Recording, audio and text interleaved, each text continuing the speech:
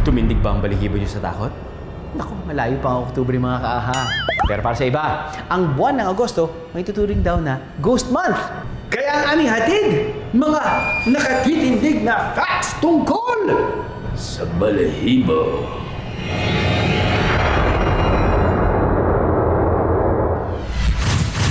Bucket list number 1. Bakit nga ba tumataas ang ating mga balahibo o nagkakaroon ng goosebumps kung tawagin?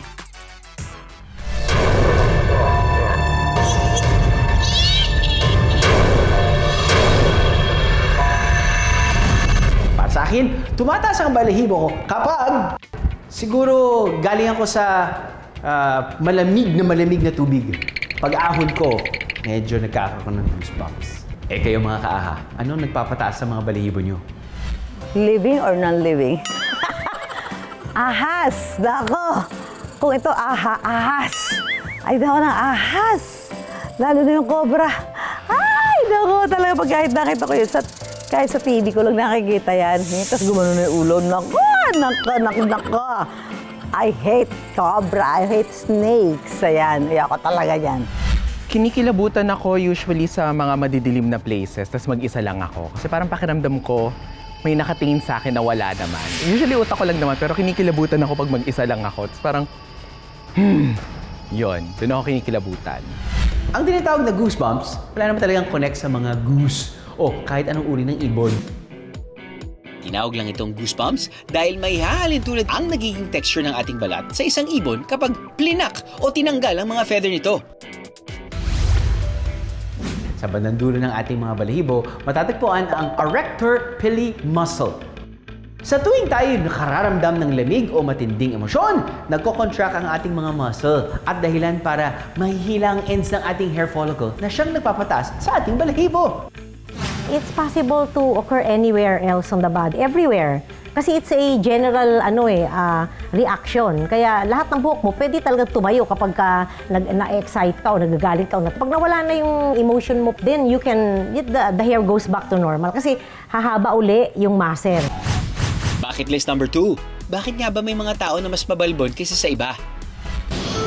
Uy, kuya, ang kuya naman ang balahibo mo. Alam niyo ba, ang ating body hair growth ay nakadepende sa ating hormones? Isa na rito ang testosterones. Typically, mas marami by 15 times ang mga testosterone ng lalaki kaysa sa mga babae. Kaya parang mas mabalahibo ang mga lalaki. But have you ever heard of the werewolf syndrome? Ang hypertrichosis o werewolf syndrome ay isang rare condition kung saan nagkakaroon ng excessive hair growth all over the body. Ang kondisyon na ito, pwedeng magkaroon kahit sino, mapalalaki man o babae. May dalawang klase ng hypertrichosis. Pwede itong congenital o inborn. At pwede rin acquired o nakukuha. Kung ikaw naman ay may mga sakit, halimbawa na lang cancer, usually of the colon, lungs, pwede ka rin magkaroon ng hypertrichosis. Tapos kung ikaw ay ang trabaho mo yung nag-spray ng mga insecticide, pwede ka rin magkaroon ng hypertrichosis. Para sa acquired hypertrichosis, pwede daw itong ma-manage kung alam ang sanhi ng kondisyon. Ngayon, kung alam mo, kunyari, secondary to cancer, pag nagamot mo yung cancer mo, it will go away, no? O kaya, kung secondary to the use of insecticide, pwede mo i-stop yun, eventually it will fall off. Pero kung ito yung congenital type, hindi mo talaga siya matatanggal ng 100%. At saka hindi rin permanent, pwede siyang bumalik-balik. Bucket list number 3. Bakit nga ba tayo may balahibo? May over 5 million follicles ang ating katawan na nagpo-produce ng hair. Ang mga buhok sa ating katawan ay may kanya-kanyang purpose. Hindi lang for the #hair goals ang buhok sa ating ulo. Nagre-retain ito ng heat to keep us warm. Ang mga buhok sa ilong at tenga, pumoprotekta sa sensitive areas na ito laban sa mga alikabok o maliliit na particles. Ang kilay at pilikmata naman, hindi lang pampaganda. Binabawasan nito ang ilaw na pumapasok sa ating mata at humaharang din sa maliliit na particle na pwedeng pumasok dito. Pwede na lang kapag napuwing kayo sa sarili niyong pilikmata.